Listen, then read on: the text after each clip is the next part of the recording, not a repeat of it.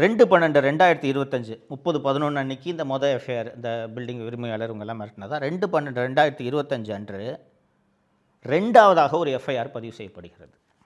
இதுக்கு நடுவில் இந்த சிசிடிவி ஃபுட்டேஜ் ஆடியோ இதெல்லாம் நான் சொன்னேன், இதெல்லாம் நான் சவுக்கு மீடியாவில் பப்ளிஷ் பண்ணிடுறேன்.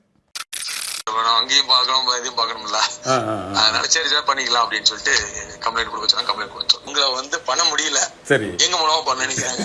நீங்க எவ்வளவு போல்டு மேன், ஒரு அயன் மேன்ங்கிறது இவ்வளவு தெரிஞ்சுக்கிட்டேன்.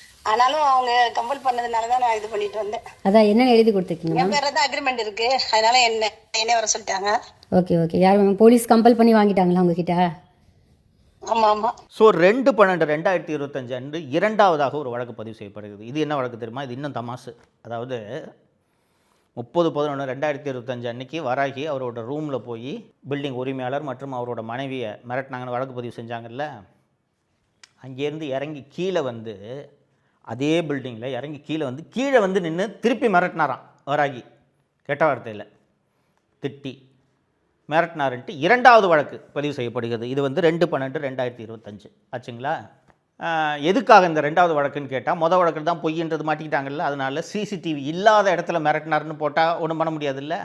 ஸோ அந்த இடத்துல ரெண்டாவது முறை மிரட்டினாருன்னு 2/12/2025 அன்று ரெண்டாவது வழக்கை போட்டு கைது செய்துவிட்டு 3/12/2025 அன்று இரண்டாவது முறையாக வராகி அவர்கள் குண்டர் சட்டத்தில் கைது செய்யப்படுகிறார். ஒரு யூடியூபருங்க, திமுக கவர்மெண்ட்டில் நடக்கிற தப்பை பேசின ஒரு யூடியூபருங்க, இவ்வளவு கொடுமை நடக்கிறது எங்கேயாவது நீங்கள் பார்த்துருக்கீங்களா? இதற்கு பிறகு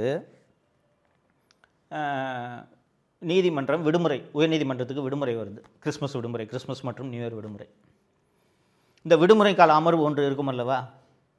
அந்த விடுமுறை கால அமர்வில் நீதிபதி திரு SM சுப்பிரமணியம் அவர்கள் தலைமையிலான அமர்வு, இந்த விடுமுறை கால அமர்வு வருது. ஏற்கனவே இதே நீதிபதி SM சுப்பிரமணியம் அவர்கள் தான் வராகி மீதான குண்டர் சட்டத்தை ரத்து செய்தது இல்லையா. ஸோ இந்த அமர்வு வந்தோடனே, இந்த அமர்வு முன்பு வராகி மீதான அந்த குண்டர் சட்டம் ரெண்டாவது வாட்டி ஒரு மேலே குண்டர் சட்டம் போட்டிருக்காங்கன்ட்டு போய்